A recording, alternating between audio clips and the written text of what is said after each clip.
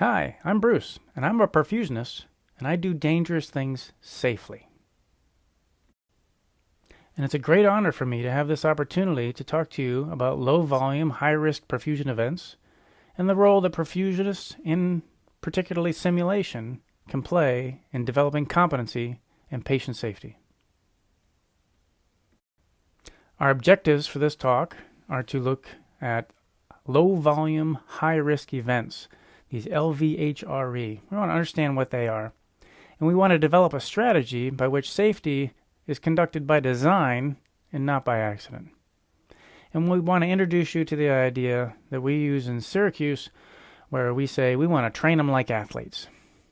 Because frankly, we've found it's a little embarrassing how much time high-performance athletes will put into doing that really important thing of putting a ball in a hoop, and so few medical professionals can be bothered to prepare heavily for life-threatening crisis management events. So let's take a minute and understand the risks that we have as clinical perfusionists. A review of the literature reveals that there are lots of publications that can tell us what kind of low-volume, high-risk events there are. There are things like clot formation in the circuit and protamine reactions, aortic dissections, cannula dislodgement, oxygenator failures, electrical failures, coagulation problems, heater-cooler system failures, massive air embolus, and arterial, any line disconnection or rupture. These are well published. In fact, they happen often enough that we can measure them and come up with a probability of them occurring. Now, those probabilities range from relatively frequently, like 1 in 700 procedures, to not so frequently, to 1 in 6,000 procedures. And a lot of them, admittedly, are in the multiple thousands, the 1700s and the 4100s and the 2000s, 4000s. So those 1 in thousands is when these procedures usually happen. So you might think that looking at any of these individually, that's probably not going to happen to you. But while individually they each seem pretty low and unlikely, if you apply an estimate of probability, and you can discover how likely it is that at least one crisis event will happen at any given time. And what we'll do is we'll plug those data from the previous table of only 10 crisis events into this probability formula, and we'll find out what a likely probability of crisis management happening is. So your estimated probability of a low-volume, high-risk event occurring on any given case is 0.5%. But that's assuming there are only 10. And I think we could all agree that there's way more than the 10 that we had on that table. Counting again just those 10, the expected number of cases per event would be about 187. That is to say, in about every 187 cases, you might expect to have one of those things happen. And if you were to push the probabilities out until they reached 100%, you would find that could happen in about 1,000 cases. So look at this graph. This is the plotting of that probability line over time, and you can see that the probability becomes 1 somewhere around 1,000 procedures. This mathematically helps establish the fact that risk is a fact, and our choice is to build a plan to be ready before the risk occurs. Well, let's watch a little video now while those numbers sink in with you. Here's an orientation to the screen. I'm standing in this quadrant here, and you see over my shoulder, I'm cannulating this patient. We're doing arterial and aortic cannulation. In this quadrant below, you can see the arterial line pressure for the extracorporeal circuit, and over here you can see the pump flow, and you'll watch the perfusionist turn this knob and change the flows, and you'll see the flows and the pressures respond.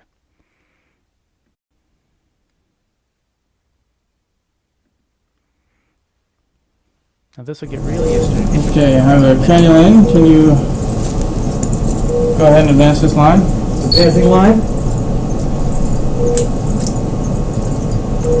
And off. Off. Line. Here's the cannula.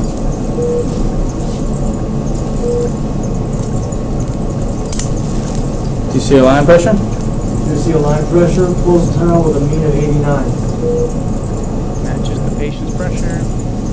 What we have here, I'll let you in on a little clue.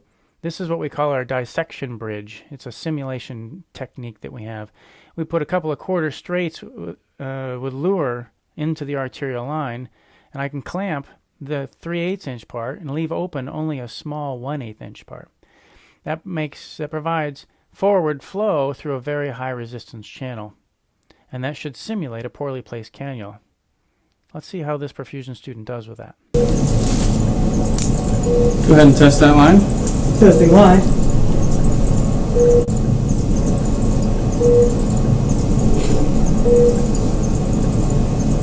Test went well. The line pressure changed almost 50 millimeters of mercury at half a liter flow.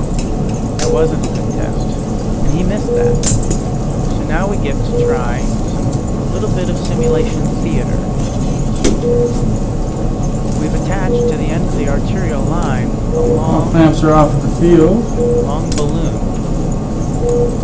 and we're going to direct his flow. Go on bypass full flow, please. Thank you. Going on bypass. Usually make a point. He's going to go on bypass, having not detected that the arterial cannula was misplaced. When he goes on, he'll have a high resistance. When he comes up to full flow, watch that balloon fill. This is simulating visually what happens to the aorta as you dissect from the ascending aorta down to the groin. It takes about 20 What's that alarm? High line pressure. He has an alarm to respond to. Somebody asks him, what's the alarm? He says it's high line pressure. And now we can see that it's already too late. A delay of 10 to 15 seconds, in this case 20 seconds, could be lethal. Now, there is data about that actual event. It was published in 2010, the Annals of Thoracic Surgery, and it was about aortic dissection at the cannulation site. And what they found after looking at 2 million procedures is that the mortality for aortic dissection on cannulation is about 48%. So literally, your ability to determine a poorly placed cannula has a 50-50 chance of making a life or death change for the patient. So hopefully I've convinced you that there is a risk, that low volume, high risk events are a thing in our field, and you're interested in developing a plan. Here's just some more scary pictures with statistics. Clot in the circuit occurs 1 in 771 times. These are 2 clots that we pulled out of our circuits. This is a clot out of the arterial cannula and a neonatal ECMO circuit. And this clot, which completely occluded this oxygenator, was developed in only 6 hours. Oxygenator changeout was required. Fortunately, there are protocols in the literature, and you can talk to your colleagues and borrow from their protocols and rework them to fit your institution. This is a great example of a well-thought-out protocol. It was published in 2002 by Bob Groom and colleagues from Maine Medical Center at the time. Now he's in Kenya. And it was called the Pronto procedure, which describes a method for quickly changing out an oxygenator. The Pronto procedure is the inclusion of a bypass bridge around the oxygenator, and you put this into every one of your bypass circuits. In that bridge, you put a 3/8 inch, 3/8 straight connector, and you connect that up to a pressure line, which gives you the ability to move some clamps back and forth and determine pre-membrane or post-membrane pressure, which might be helpful in diagnosing whether or not the oxygenator has actually failed. If indeed you're going to change that oxygenator out, then by double clamping the Pronto bridge, you have a place to cut and insert the new oxygenator, and you can prime that oxygenator into the reservoir. Here's some more scary pictures to look at. This is a picture of a massive air embolus. This happens in about 1 in every 2,000 procedures. This isn't our massive air embolus, but we did have a similar one, and we learned a lot from that procedure. When it happened to us, it was a neonatal ECMO circuit, and I got the call. I was on call, and I was responding to that, and I reminded the people at the bedside of our protocol. Our protocol was, if the circuit is unusable, preserve the cannula so that we can go back on later. And of course, everybody agreed that they would do that. But when I got there, I discovered that they had not done that. What we learned was that our protocol was not specific enough. Everybody knew what to do, but they didn't know how to do it. They knew to preserve the cannulas, but didn't understand the steps that were necessary. Indeed, knowing how is much harder than knowing what. Even generic ELSO guidelines tell you what to do. In this case, the guidelines suggest that the circuit can be cut away and access to the cannulas be left in place. That if you infuse a heparinized saline, you can keep the cannulas in place for 24 hours or more. We know what to do, but how would you actually do that? It's actually quite detailed, all the steps that are necessary. So we decided to solve that problem for ourselves, and then we published our plan, and we published in the Journal of Extracorporeal Technology a paper about preserving ECMO cannula patency. And in this protocol, it calls for having a bedside kit ready at all times. And that kit has some things in it that are necessary, like clamps and heparin and a solution that you can put the heparin into, and an IV line, a straight connector with a lure lock, something to cut the tubing with, and an alcohol pad to clean the tubing with.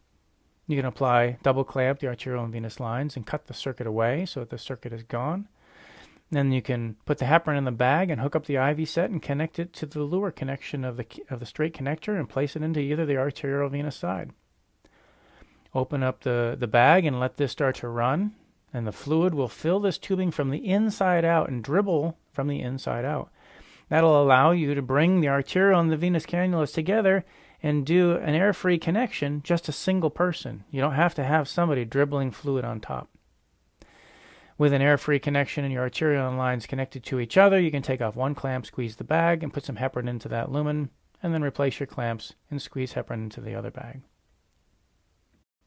So as you begin working on your protocols, borrowing from others and revising them to your own institution or writing yours from scratch, it might be a good idea to take a look at this paper from 2013. When authors from across the United States organized to write a scientific statement for the American Heart Association regarding safety in the cardiac operating room. This very long paper with a whole lot of authors identified very clearly that there's some things that are necessary to develop a safe environment, to improve your safety culture. And some of those things that you should be thinking about including in your protocols and your procedures are the non-technical skills around teamwork, communication, and human factors elements. And of course, do checklists before and after everything if possible.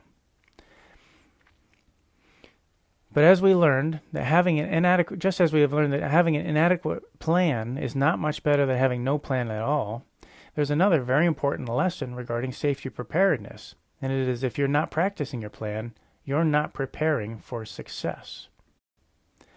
And that's because, in the words of the great philosopher Iron Mike Tyson, everyone has a plan till they get punched in the face. What was Mike trying to tell us when he laid that wisdom at our feet? I think he had 3 points in mind. The first point is captured in Atul Gawande's book called The Checklist Manifesto, which is subtitled How to Get Things Right. And he makes the point in this book that during a crisis, there is no time to think.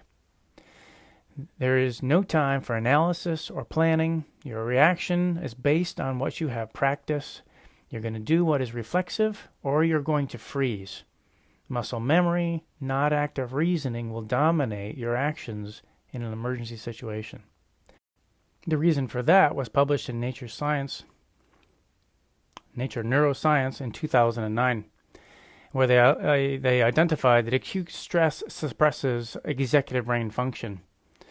So under tremendous stress, your brain defaults to practiced and automatic behaviors.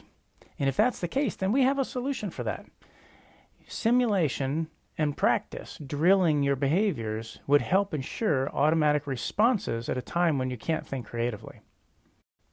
So based on that, I'm pretty sure that Mike intended to make this third point, and that is that practice is performance insurance. Your skill during a crisis depends entirely on the quality of your practice. If you practice poorly, you'll have poor performance. If you practice perfectly, you may have perfect performance. So it's important that when you're doing simulation and training your crisis management, that you do it realistically and you practice it seriously. let's kind of make that point with this short little video. This is about line disconnection or rupture. This happens 1 in 4,000 procedures. Orientation to the screen, here's your perfusionist, and you can see his arterial line pressure here. And a surprise might happen right out here at this end of the circuit. Let's take a look.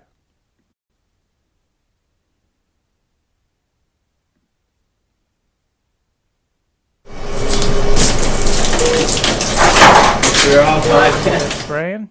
So now watch this. This is fascinating. Watch his hands on the knob. When it blows, it just blew up. He's going to turn that knob down 1, 2, 3 times. But watch.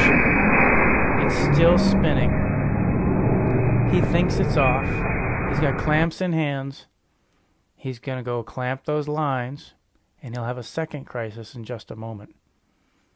So to review what we've covered so far, we would say that given there's so many low-volume events that they're really not that unlikely. And that you should have a protocol, and it has to be specific enough to be of value, detailed enough, and include some human factors elements to make it likely to succeed. And of course, we know that perfect practice makes perfect performance. So I'll bet you if we surveyed all your institutions and all our American institutions, we would find that we all practice our protocols, right? That's not what we found in a survey in 2002. We surveyed the heart centers in the New England area, and we found that 97% believed that practice would improve performance, but only 17% had a policy that required practicing your procedures. And that's just human nature. Basically, we know practice works, but we'd still rather just watch movies. But if we could overcome our human nature and actually practice our protocols, what would be the best way to do that? Well, do you remember that American Heart paper we looked at a moment ago? If you look at the references, they looked at 26 different references about simulation, and they used them all in that paper. In fact, most of what we know about high performance in crisis events comes from our study of simulation. I think if you for the comp, you pick them and write them, and then you can't and just say that this is what This is our sim lab, and we're ready to do some business. We call this paper our "Oh crap" paper. That stands for Oxygenator Changeout Requires a Protocol and Practice. And in this paper, we took students and we divided them into 2 groups, and we put them into a simulated case, and then we surprised them in the middle of the case by telling them you have an oxygenator failure, and you're going to change that out.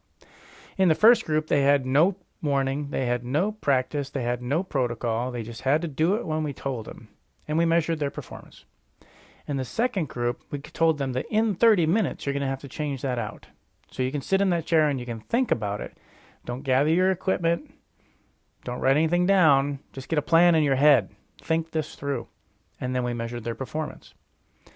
Both groups were allowed to return to the sim lab a week later with their protocol that they have written out and revised and improved and practiced. And then we measured their performance again. What we found is that having a written protocol will improve your performance by about 18%. But if you practice your protocol, you can improve your performance by up to 70%. So my money's on the practice, not just the written protocol. And that's the kind of performance achievement we're trying to get out of our simulation program for our perfusion students.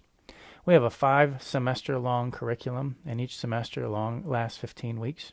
And each semester contains different elements like clinical or simulation or classroom. In the first 2 semesters, they go through fundamental skills training in simulation, and then crisis management, and case management training. But what we want to talk about today is this crisis management block over here. This is a 7-week simulation course. We have a high-fidelity simulator. We have both the Orpheus and the Califia. We arrange them in the room such that it looks like a real operating room. Our newly remodeled Silverman Hall, this wing of it is specifically designed for perfusion simulation. And we can go into the pump room here and we can see a floor space designed for between 3 and 5 setups at one time. We can have 15 students in here assembling heart-lung machines. And we have an operating room on each side of the pump room. Here's one of the operating rooms. You can see an Essence heart-lung machine and anesthesia equipment over here, the patient simulator on the table, and all of the computer systems that we need to operate the cameras and the simulators. In the other room, we have a different heart-lung machine. We have Spectrums and Essence and S5 and Terumo. We have a lot of different heart-lung machines, and the students practice with all of them, centrifugals and rollers.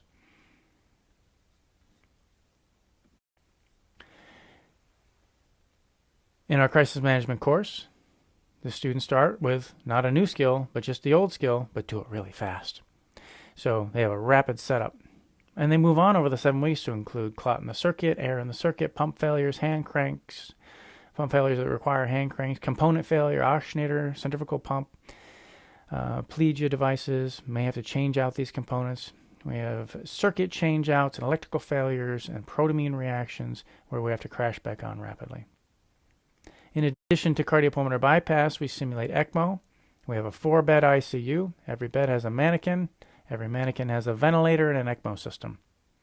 And every bed also has a Califia ECMO simulator. And with our perfusion students and with our ECMO specialists from 2 different hospitals, we practice all the circuit connections. We demonstrate knowledge to know the difference between preload and afterload resistances. We sample, take blood samples from the circuit and manage those blood gases with the 3 knobs of ECMO, the sweep gas knob, the FiO2 knob, and the blood flow knob. We have pump failures and console changeouts. They have massive air embolus with air in the arterial line, the venous line, and the oxygenator. We do circuit changeouts and cannula preservation. But that's not the end. Knowing that there's risk, planning for the risk, and practicing the protocol is not the end of the cycle. There's still 2 more steps. You need to review your protocols and revise them on a regular basis. It's not hard to imagine how slight little changes in your practice made for good intention could invalidate your crisis protocol. Let's take a look at what happens here.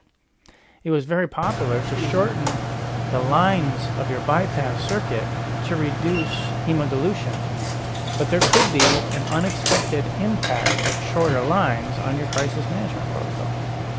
For instance, this student has had a pump failure, and they're going to grab the hand crank before they discover that they can't get the cone into the hand crank. But he's ingenious, and he'll get it connected one way or the other, but he might not realize that he's not going to do any pumping unless he changes the height of that whole pump. And if you revise your protocols, you'll have a greater expectation of what they'll work for. This student has a oxygenator change out. He knows what the protocol is. He knows he needs to separate the oxygenator from the reservoir, but he's not familiar with this particular device, and that can happen to us as well. We change a component. Now he's thinking under stress, and he's making rash decisions, reaching into his toolbox and trying to come up with any creative way to separate this oxygenator from the reservoir. Fortunately, he has a good friend that has studied this oxygenator, and he knows there's a retaining clip that'll allow the 2 to separate quickly.